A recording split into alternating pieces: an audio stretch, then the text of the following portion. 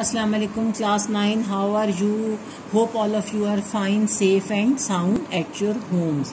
Now today we will have to start another lecture, that is interim government. हमने पढ़ना है interim government, जिसे अबूरी हुकूमत बोलते हैं, यानी टेम्पररी गवर्नमेंट बोलते हैं. इससे पहले हम पढ़ चुके हैं डायरेक्ट एक्शन डे, जो कि मुसलमानों ने हिंदुओं के खिलाफ सड़कों पर निकल के मनाया था.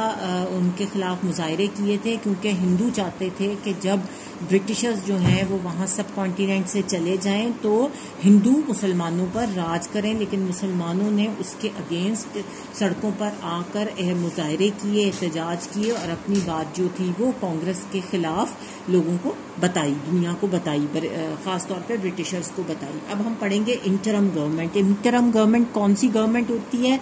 इंटरम गवर्नमेंट वो गवर्नमेंट होती है जो for the time being temporary जो है वो बनाई जाती है. किसी भी परमानेंट गवर्नमेंट के आने से पहले अगर कोई टेम्पररी गवर्नमेंट बनाई जाती है ताकि वो बाकी के इंतजामात को देख सके और जब तक कोई नई गवर्नमेंट ना आए उसको वो चला सके. इसे उर्दू में अबूरी हुकूमत बोलते हैं. जब सितंबर 46 में वायसराय जो था उसने कांग्रेस को टेम्पररी गवर्नमेंट, अबूरी हुकूमत जो थी उसको कायम करने को कहा वायसराय ने, तो इन सर्कमस्टेंसेस में मुस्लिम लीग ने सोचा कि बजाय इसके कि वो ना करें और मैदान को खाली छोड़ दें, उन्होंने अबूरी हुकूमत में शामिल होने का फौरी तौर पर इरादा किया. और जो अबूरी हुकूमत थी उसके लिए 5 मुस्लिम लीगी जो अरकान थे उनके नाम तजवीज़ किए. ये क्वेश्चन बहुत आता है कि इंटरम गवर्नमेंट में जो अरकान थे उनके नाम जो हैं वो तहरीर करें. उनमें कौन कौन था? लियाकत अली खान, आई चंद्रीगर, सरदार अब्दुल रब निश्तर, राजा गजनफर अली खान और एक माइनॉरिटी मेंबर था जो जोगिंदर नाथ मंडल का जिसका नाम था. और अबूरी हुकूमत जो थी कांग्रेस और मुस्लिम लीग के जो कॉन्फ्लिक्ट्स थे या फिर आपस के झगड़े थे उनकी वजह से बहुत ज़्यादा इफ़ेक्टिवली काम ना कर सकी, बहुत ज़्यादा अच्छा काम ना कर सकी. और उन सर्कमस्टेंसेस में मुस्लिम लीग का जो मुतालबा था 2 नेशन थ्योरी का कि उन्हें एक अलग वतन चाहिए जहां वो अपने मर्ज़ी के मुताबिक, इस्लाम के असूलों के मुताबिक ज़िंदगी गुजारें, वो उनका जो डिमांड था वो रोज़ बरोज़ अलग वतन का वो ज़ोर पकड़ता गया, वो शिद्दत इख्तियार करता गया. और वज़ीर आज़म जो थे इंग्लैंड के, उन्होंने 20 फरवरी 1947 को इस बात का ऐलान किया कि हुकूमत जो है वो जून 1948 तक इक़्तिदार जो है वो मुंतखब नुमाइंदों के हवाले कर देगी. और इस तरह पाकिस्तान का जो क़याम था, जो क्रिएशन ऑफ पाकिस्तान थी, वो ख्वाब जो था वो हकीकत बनने की तरफ जा रहा था और वो ख्वाब जो था वो करीब से करीब तर होता जा रहा था. उसके बाद 3 जून 1947 का मंसूबा, 3 जून प्लान 1947 इज़ वेरी इम्पॉर्टेंट. ये बहुत आता है. और ये क्या है? ये वो ऐलान है जो बरे सगीर की तकसीम के हवाले से किया गया था और जिसके अकॉर्डिंगली ये बताया गया था, इस बात का फ़ैसला किया गया था कि 14 अगस्त 1947 तक जो इक़्तिदार है, जो हुकूमत है, वो हिंदुस्तान के नुमाइंदों को सौंप दी जाएगी, उनके हवाले कर दी जाएगी. और 3 जून 47 का जो मंसूबा था उसमें एक सेक्शन ये भी था, एक शिक ये भी थी कि जो पंजाब और बंगाल की असेंबलियां हैं, उन असेंबलियों के जो हिंदू और मुस्लिम मेंबर्स हैं उनके अलग अलग इजलास जो हैं वो होंगे. और ये फ़ैसला भी किया गया कि ये सूबे जो हैं इनको डिवाइड कर दिया जाएगा, तकसीम कर दिया जाएगा. और सूबों की जो हदबंदी कमीशन थी, जो हदबंदी उनकी बाउंड्री कमीशन थी, वो बनाई जाएगी. और सिंध असेंबली जो थी उसमें उसके लिए ये कहा गया कि वो अक्सरियत राय से जो उसके मेंबर्स जो हैं वो ज़्यादा मेंबर्स जो हैं जिसके हक़ में फ़ैसला देंगे, मुस्तकबिल का फ़ैसला उसी तरह होगा. और सूबा सरहद और सैलट के अवाम जो थे वो पाकिस्तान या भारत में शमूलियत का फ़ैसला जो है वो इस्तिस्वाब राय से करेंगे. यानी कि लोग खुद बताएंगे कि वो हिंदुस्तान में रहना चाहते हैं या वो मुसलमानों के साथ पाकिस्तान जाना चाहते हैं। ये उनकी अपनी मर्ज़ी पे डिपेंड करेगा। जबकि जो बलूचिस्तान का फ़ैसला था वो वहाँ का शाही जरगा करेगा, वो जरगा जो कि वहाँ के फ़ैसले करता है, जो उन मोतबर शख्सियात पर मुश्तमिल होता है जो अपने लोगों के फ़ैसले करती हैं और ये हुकूमत के अंडर नहीं होते। और सिंध असम्बली जो थी उसने पाकिस्तान में शामिल होने का फ़ैसला ऑलरेडी कर लिया। उसके बाद है कानून आज़ादी हिंद 1947। ये भी क्वेश्चन बहुत आता है कि कानून आज़ादी हिंद जो है वो कब मंजूर हुआ।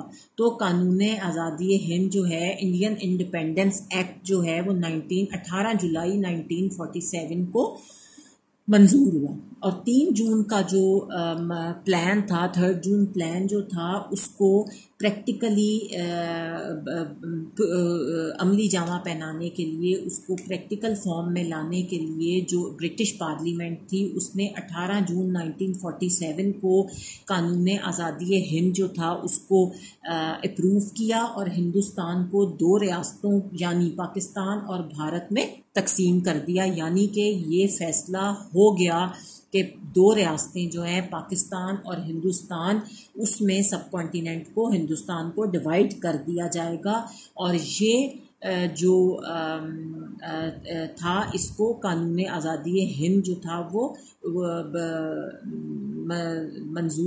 मंजूर किया गया, वो 18 जुलाई 1947 उसकी डेट थी। ये क्वेश्चन बहुत आता है, दिस इज़ वेरी इंपॉर्टेंट। उसके बाद रेड क्लिफ जो था उसके बारे में बताया गया है कि पंजाब और बंगाल के जो इलाके थे उनकी जो तकसीम थी, उनकी जो डिवीज़न थी पंजाब और बंगाल की, उनका फ़ैसला जब होने लगा, जब उनके फ़ैसले की बारी आई तो बरतानिया की जो हुकूमत थी, इंग्लैंड की जो हुकूमत थी, ब्रिटिश गवर्नमेंट जो थी, उसने सर रेड क्लिफ जो थे उनके अंडर, उनकी सरबराही में जो था एक हदबंदी कमीशन कायम किया, एक बोर्ड बनाया, एक कमीशन बनाया जो जिसका सरबराह जो था, जिसका लीडर, जिसको हेड किसने किया, उसको हेड सर रेड क्लिफ ने किया। और इसमें पंजाब की हदबंदी के लिए पाकिस्तान की तरफ से जो पंजाब की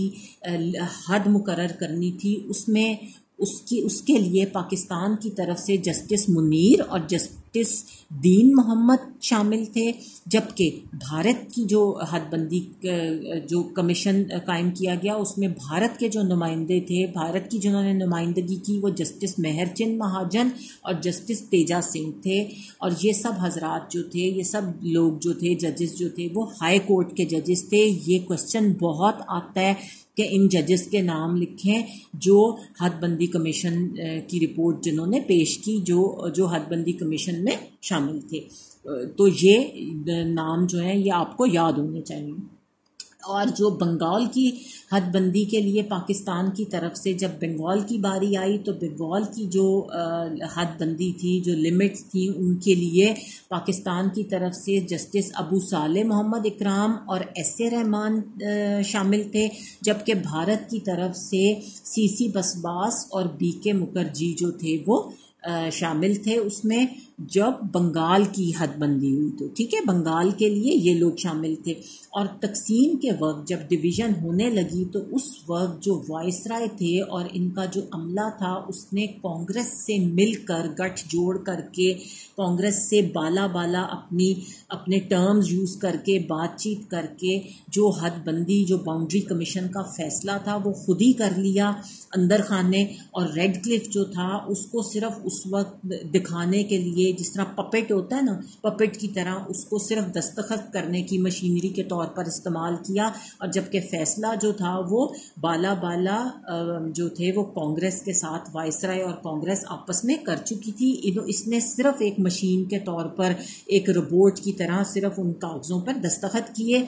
और तकसीम जो हुई उसमें रेड क्लिफ ने जो ईस्ट पंजाब था उसके जो मुस्लिम मेजॉरिटी एरियाज़ थे जिसमें मुसलमान ज़्यादा तादाद में आबाद थे, उसके कई इलाके जो थे वो चालाकी से और मकारी से और गद्दारी से वो भारत में शामिल करके एक तरफ पाकिस्तान को दरियाए सतलुज, ब्यास और रावी के पानी से महरूम कर दिया, उनका पानी उनसे छिन गया, और दूसरी तरफ भारत की जो सरहद थी उसको कश्मीर के साथ मिला दिया वो, और कश्मीर भारत के हवाले कर दिया, जबकि कश्मीर की ज़्यादातर आबादी जो थी वो मुसलमान थी और उसे वो बेसिकली मुसलमानों के पास आना चाहिए था। और गुरदासपुर के रास्ते भारत ने कश्मीर पर कब्जा कर लिया और भारत का हिस्सा बन गया कश्मीर, और इस तरह कश्मीर का मसला पैदा हो गया। कश्मीर जो था वो इशू बन गया और ये ऐसा इशू बना जो आज तक हल नहीं हो सका, आज तक सॉल्व नहीं हो सका,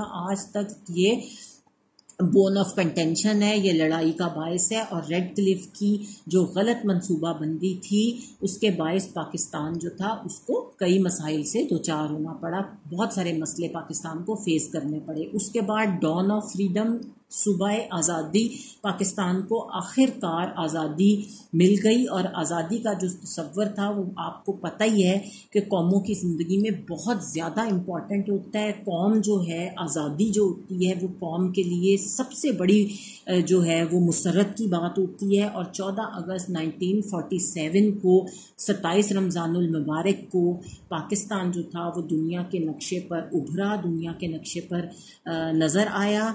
और ये एक ऐसी हकीकत थी जो शायद पूरी ना हो सकती अगर कायदे आज़म की जद्दोजहद जो थी वो शामिल हाल ना होती और कायदे आज़म मोहम्मद अली जिन्ना जो थे वो पाकिस्तान के पहले गवर्नर जनरल बने। आज हम यही ख़त्म करते हैं। अब इंशाल्लाह अगले लेक्चर में हम कायदे आज़म की सियासी और आइनी कोशिशों के हवाले से क़याम पाकिस्तान में किरदार बयान करेंगे। तब तक अल्लाह हाफ़िज़।